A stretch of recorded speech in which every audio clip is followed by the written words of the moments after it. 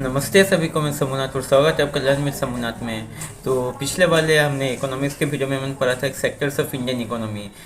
कौन कौन से सेक्टर्स में किन किन लोग आते हैं, मतलब कौन कौन से सेक्टर को किस चीज़ से हम कैटेगराइज कर पाएंगे, मतलब उनके कैरेक्टर्स क्या होते हैं, उसमें कौन कौन से काम आते हैं, उनमें कौन कौन से एक्टिविटीज़ आते हैं, उसमें कितने सारे लोग एम्प्लॉयड होते हैं, कैसे करके हम जीडीपी को जो है माप पाएंगे, इसके बारे में हमने पढ़ा था। तो आज हम बात करते हैं primary secondary and tertiary sectors in India. मतलब प्राइमरी सेकेंडरी टर्शरी के जो सेक्टर्स होते हैं उन लोगों के जीडीपी में कितना कंट्रीब्यूशन रहा है, या फिर एम्प्लॉयमेंट में कितना ज़्यादा कंट्रीब्यूशन रहा है इंडिया के केस में। यहाँ पे हम बात करते हैं ग्राफ 1 का, जिसमें कि दिखाया गया कि GDP of primary secondary and tertiary sectors of 1973, 74 and 2013-14 इन दोनों के बीच में कंपेरिजन किया गया। जहाँ पर हम देख सकते हैं कि 1973-74 का जो जीडीपी है वो इंडिया का कुछ आपका 7 लाख करोड़ के आसपास है। और जो 2013-14 का जो जीडीपी है वो 52 लाख करोड़ या फिर 55 लाख करोड़ के आसपास का जो है जीडीपी है। तो इसमें हम देख सकते हैं कि जो टर्शरी जो सेक्टर है ये वाला जो है 2013-14 में बहुत ज़्यादा ग्रो हुआ है। मतलब जो 1973-74 वो कुछ अप्रोक्सीमेटली आपका 30% के आसपास हुआ होगा, जो कि 2013-14 में मोर देन 50%, कुछ 70 या फिर 75% जो है वो आ गया है, या फिर जो थोड़ा 65% के जैसे आ गया है। तो ये टर्शरी सेक्टर जो इतना ज़्यादा आगे कैसे बढ़ा है, इसके बारे में हम स्टडी करते हैं। Rising importance of tertiary sector in production. तो कौन कौन से ऐसे फैक्टर्स हैं जैसे कि टर्शियरी सेक्टर की डिमांड को बढ़ा दिए, क्योंकि डिमांड बढ़ेगा तो फिर उसका जो प्रॉफिट बढ़ेगा, उसी से ही जो उसका जीडीपी में कंट्रीब्यूशन भी जो है बढ़ेगा। तो कौन कौन से ऐसे फैक्टर्स होते हैं, तो पहले फर्स्ट जो है किसी भी एक कंट्री के लिए कुछ बेसिक जो सर्विसेज चाहिए, जैसे कि हॉस्पिटल, आपका बैंकिंग, आपका जो है स्कूल्स, ये सब जो मतलब एक नेसेसरी है। डिफेंस, पुलिस, ये सब जो नेसेसरी है, ये सब हर एक कंट्री में होना ही चाहिए। मतलब एक लार्ज कंट्री का अगर हम एग्जांपल ले, या फिर जो मोस्ट ऑफ द कंट्रीज होते हैं, कुछ कुछ कंट्रीज जो एक्सेप्शनल होता है जिसमें कि शायद डिफेंस नहीं होता होगा या फिर पुलिस सिस्टम नहीं होता होगा, लेकिन जो अलग अलग मतलब जो एक ग्रोइंग इकोनॉमी जो होता है या फिर एक बड़ा सा जो कंट्री होता है उसके लिए जो है पुलिस, डिफेंस, ये सब बहुत ही ज़्यादा इम्पॉर्टेंट है। तो इसमें क्या देख सकते हैं, जो बैंक्स, इंश्योरेंस, ट्रांसपोर्ट, आपका डिफेंस, पुलिस, स्कूलिंग, आपका हॉस्पिटल्स, ये सब जो बहुत ही नेसेसरी चीज़ होता है, और ये सब जो ज़्यादातर टर्शियरी सेक्टर्स में आता है। फिर उसके बाद क्या देखते हैं कि development of agriculture, industrial services. मतलब जो एग्रीकल्चर और इंडस्ट्री यानी कि प्राइमरी और सेकेंडरी सेक्टर से अगर ग्रो हुआ, दूसरे से जो और भी ज़्यादा ज़्यादा सर्विसेज आते रहेंगे, जैसे कि मोस्ट ऑफ द मतलब उसका एक बेस्ट एग्जांपल है आईटी, इंफॉर्मेशन टेक्नोलॉजी इंडस्ट्री। और उसी के साथ क्या होता है, जो ट्रांसपोर्ट हो गया या फिर जो स्टोरेज, ये सब जो है मतलब इंडस्ट्री जो है उभर के आता है। अगर प्राइमरी और सेकेंडरी सेक्टर अगर ग्रो हुआ तो टर्शियरी सेक्टर में जो है ये सब जो इंडस्ट्रीज जो है ये सब आगे बढ़ते हैं, जैसे कि इंफॉर्मेशन टेक्नोलॉजी, आपका ट्रेड, स्टोरेज, आपका जो ट्रांसपोर्ट हो गया, ये सब जो उभर के आता है। फिर थर्ड क्या हो गया कि जो मतलब हमें पास बहुत सारी चीज़ें अगर अवेलेबल हैं तो हम अपने आप को एंटरटेन करना चाहेंगे। पहले तो हम अपना नेसेसिटी को फुलफिल कर लेंगे, उसके बाद हम अपने आप को एंटरटेन करना चाहेंगे, या फिर और भी ज़्यादा मतलब अच्छा होना चाहेंगे, और भी ज़्यादा थोड़ा मतलब कहीं पे इंटरटेनमेंट कर लिया, या फिर कहीं पे अपना फैशन, ये सब जो है वो सब निकल के आते हैं। जैसे कि आपका हेयर कटिंग हो गया, अलग अलग टाइप के हेयर स्टाइल्स हो गए, या फिर आपको फैशन डिजाइनिंग हो गया, या फिर आपका जो वोकेशनल कोर्सेज होता है, वोकेशनल कोर्सेज जो है स्कूलिंग से थोड़ा सा जो है वो अलग होता है। देखिए, जो स्कूल का जो एजुकेशन होता है वो मतलब बेसिक एजुकेशन होता है, हर एक चीज़ में आपको बेसिक चीज़ें सिखाया जाता है। लेकिन प्रोफेशनल ट्रेनिंग में आप जो चीज़ बनना चाहते हैं, जैसे फैशन डिज़ाइनिंग हो गया, या फिर आपका लॉयर, डॉक्टर, ये सब जो हो गया, इसमें मतलब आपको प्रोफेशनल जो जैसे आपको उस चीज़ में जॉब करना है उस तरह का जो एजुकेशन दिया जाता है उसे प्रोफेशनल ट्रेनिंग सेंटर्स बोलते हैं। और ये सब जो चेंजेस, ये सब जो सर्विसेज देखे जाते हैं, ये सब ज़्यादातर बड़े से बड़े सिटीज़ में, जैसे दिल्ली, मुंबई, कोलकाता, ये सब सिटीज़ में जो बहुत ही जल्दी जल्दी आगे बढ़ रहे हैं। और चौथे टाइप का जो सर्विस होता है वो होता है इंफॉर्मेशन टेक्नोलॉजी, जिसके बारे में मैंने पहले भी बात किया था। तो इंफॉर्मेशन टेक्नोलॉजी में क्या होता है कि जो टेक्नोलॉजी का जो आदान प्रदान होता है, जैसे कि आपका सोच लीजिए बैंकिंग या फिर जो न्यूज़पेपर्स बनाने में क्या होता है कि जो इंफॉर्मेशन, जैसे कि सोच लीजिए लंदन में एक न्यूज़पेपर बन रहा है, बनना है, तो मैगजीन बनना है, वो वाला को जो है मतलब वो दिल्ली के मैन्युफैक्चरर से बनाएंगे, मतलब पब्लिश करवाएंगे या फिर प्रिंट करवाएंगे। तो उन लोग क्या करेंगे, जो आपका जो एड्रेस होता है, मतलब जो जो भी उसका कलम होता है, जो भी उसमें जो न्यूज़ डालना है या फिर जो फैक्ट्स डालना है वो मैगजीन में, वो वाला जो दिल्ली के ऑफिस में डाल दिया जाएगा। तो दिल्ली वाले क्या करेंगे, अभी उसे जो है प्रोसेस करेंगे, उसे प्रिंट करेंगे, और फिर उसे जो है मतलब जो एयरलाइंस से आपका यूके में भेज देंगे, लंदन में भेज देंगे। और जो बैंकिंग होगा, मतलब उसका जो पैसा होगा वो वाला जो बैंकिंग से आ जाएगा, ई बैंकिंग से, मतलब इलेक्ट्रॉनिक बैंकिंग से जो है और पैसा ट्रांसफ़र हो जाएगा। तो इसमें क्या होगा कि टेक्नोलॉजी का बहुत ज़्यादा यूज़ हो रहा है और इन्फॉर्मेशन टेक्नोलॉजी जो है यहाँ पे एक रोल प्ले करता है। और ये जो है अभी अभी एक रिसेंटली एक इंडस्ट्री आया है, ये कुछ 2000 या फिर 1980 इसके बाद से जो ये इंडस्ट्री का जो है बहुत ज़्यादा ग्रोथ देखने को मिला है। तो ये जो है 4 तरह के सर्विसेज होते हैं। तो अभी हम देख रहे हैं कि जो एक तरह का जो सर्विस होता है उसमें मतलब लिमिटेड नंबर ऑफ पर्सन होते हैं जो कि हाईली एजुकेटेड होते हैं, और बहुत सारे जो सर्विसेज होते हैं मतलब उसमें जो है बहुत सारे संख्या में सर्विसमैन होते हैं, लेकिन उनका जो मतलब एजुकेशन क्वालिटी या फिर उतना ज़्यादा मैटर नहीं करता।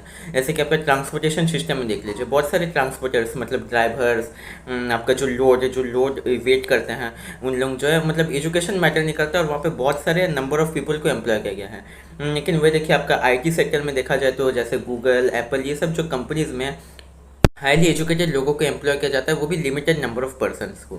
तो इससे से क्या होता है कि एक तो डिसबैलेंस क्रिएट होता है, मतलब जो है एक तरफ बहुत सारे मतलब एक ही सेक्टर में, ये सर्विस सेक्टर में ही बहुत सारे लोग जो है कम कमा रहे हैं, और दूसरी तरफ कुछ कुछ जो सेक्शंस ऑफ सर्विस मैन है वो बहुत ही ज़्यादा कमा रहे हैं।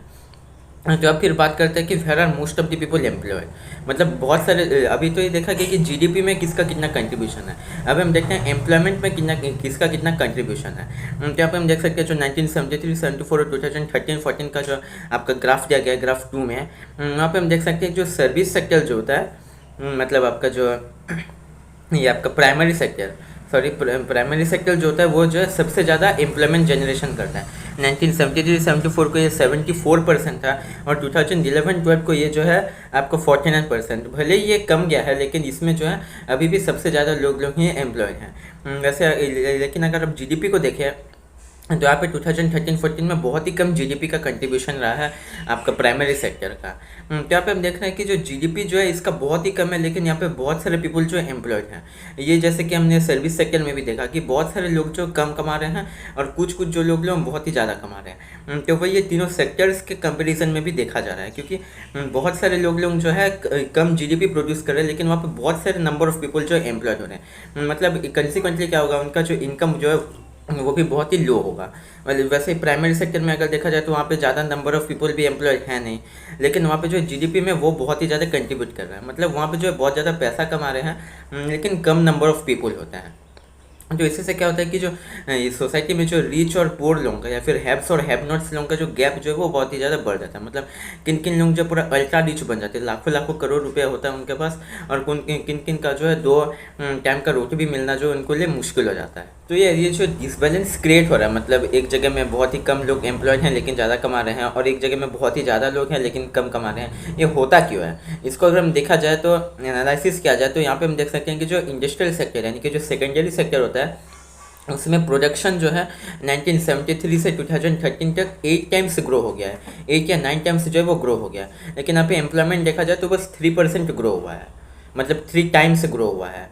लेकिन जो आपका आउटपुट हो गया या फिर जीडीपी हो गया वो वाला जो 9 टाइम्स ग्रो हो चुका है, लेकिन एम्प्लॉयमेंट बस 3 टाइम्स ग्रो हुआ है। फिर आपका टर्शियरी सेक्टर में भी देखा जाए तो 14 टाइम्स जो है इसका प्रोडक्शन बढ़ गया जीडीपी 1973 से 2013 तक, लेकिन यहाँ पे अगर एम्प्लॉयमेंट का देखा जाए तो बस 5 टाइम्स से बढ़ा है।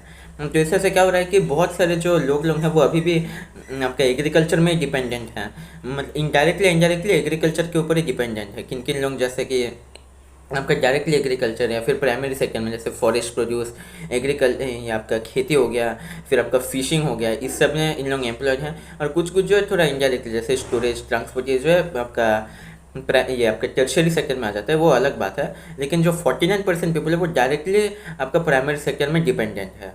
तो इससे से क्या हो रहा है कि जो अंडर एम्प्लॉयमेंट हो रहा है, मतलब जो लोगों को काम नहीं मिल रहा है, इसीलिए वो लोग खेती को ले रहे हैं, क्योंकि टर्शियरी या फिर आपका सेकेंडरी सेक्टर में तो ज़्यादा एम्प्लॉयमेंट है नहीं, तो इसलिए उन लोग घर में आइडियल भी नहीं बैठ सकते, इसलिए उनको कुछ ना कुछ काम करना है, इसलिए जो अंडर एम्प्लॉयड हो रहा है। मतलब ज़्यादातर लोग जो खेती में चले जा रहे हैं, मतलब उतना लोग चाहिए भी नहीं हमें, लेकिन फिर भी वो लोग जो चले जा रहे हैं क्योंकि उनको आइडियल नहीं बैठना है बोल के।